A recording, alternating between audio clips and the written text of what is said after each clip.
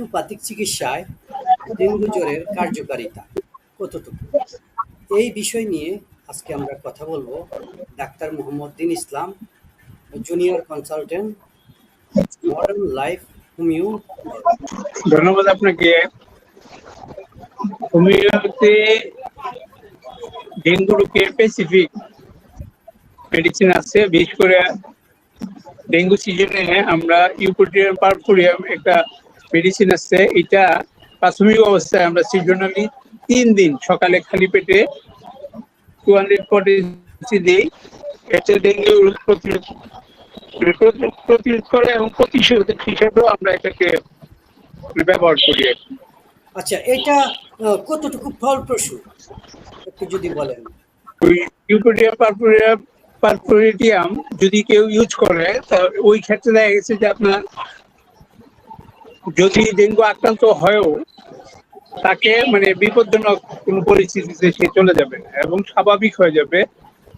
আর পাশাপাশি আপনার যদি আক্রান্ত পজিটিভ আসে ডেঙ্গু, তখন আমাদের লক্ষণ অনুযায়ী ধরেন আপনার একুনাইটাম, জেরসিমিয়াম, বেলেডোনা এই টাইপের কিছু মেডিসিন আছে যেগুলা আপনার পর্যায়ক্রমে অ্যাপ্লাই করলে ডেঙ্গু 100% মানে ভালো হয়। যদি ডেঙ্গু হয়ে যায়, সেই ক্ষেত্রে কোনো রোগী যদি আপনাদের কাছে যায়, তাহলে কি চিকিৎসা দেন?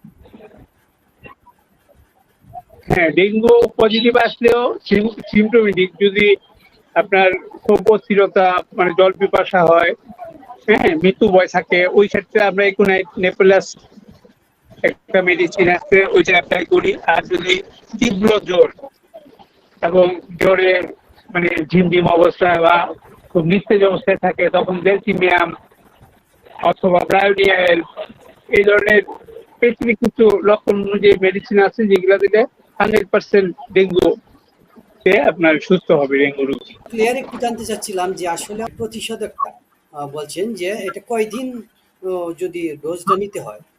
3 থেকে 1 সপ্তাহ, 3 দিন সকালে খালি পেটে 240 2 ফোঁটা জিভে দিয়ে অথবা জলের সাথে মিশ্রিত করে 3 দিন সকালে খালি পেটে অথবা 7 দিন এইভাবে যদি খাওয়া হয়, তাহলে আর ডেঙ্গু আক্রান্ত হলেও সে সুস্থ হয়ে যাবে। ধন্যবাদ আপনাকে।